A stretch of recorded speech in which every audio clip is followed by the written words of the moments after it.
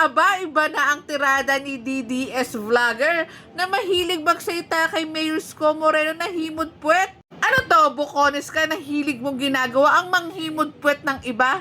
Joke lang. And eto nga, may nag-send sa atin ng post niya na nakalagay sa caption, example ng kain suka with picture ni Mayor Isko Moreno and President Ferdinand Bongbong Marcos. Nakalagay dito, mahirap pala singilin ang 203 billion. Makakain pala ang pagkakaisa. Then, kain suka award nakalagay. Ito ngayon ang sinasabi niya kay Mayor Isko Moreno, kain suka naman. Pinipilit kasi netong DDS vlogger na to na gawin ni Yorme yung sinasabi niya during presidential election noong 2022. Which is napaka-irrelevant na. Sinasabi niya dito na bakit daw hindi ginawa ni Mayor Isko Moreno yung pagsingil kay President Ferdinand Bongbong Marcos during election noong 2022. Bakit? Nanalo ba si Mayor Isko Moreno during presidential election para matupad niya yung mga sinabi niya? Sa tingin mo, ano kapangyarihan ni Mayor Isko Moreno para magawa yun? Natalo nga siya.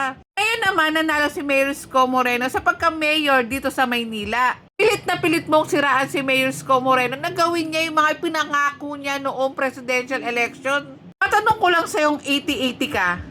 Pinangako ba ni Mayor Isko Moreno na gagawin niyang singilin si President Ferdinand Bongbong Marcos during campaign ng pagka-mayor dito sa Maynila?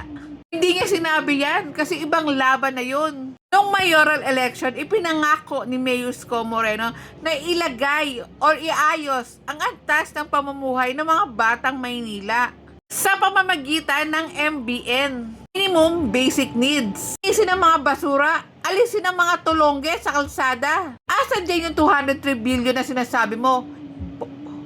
Etong vlogger na to, kahit matagal na or irrelevant na, ibabalik nila, makapanira lang. Eh si Tatay Digo nga, nangako magda-jet ski, ginawa niya ba? Isipin mo nga, kapag talo ka ba, magagawa mo ba yung mga pinangako mo?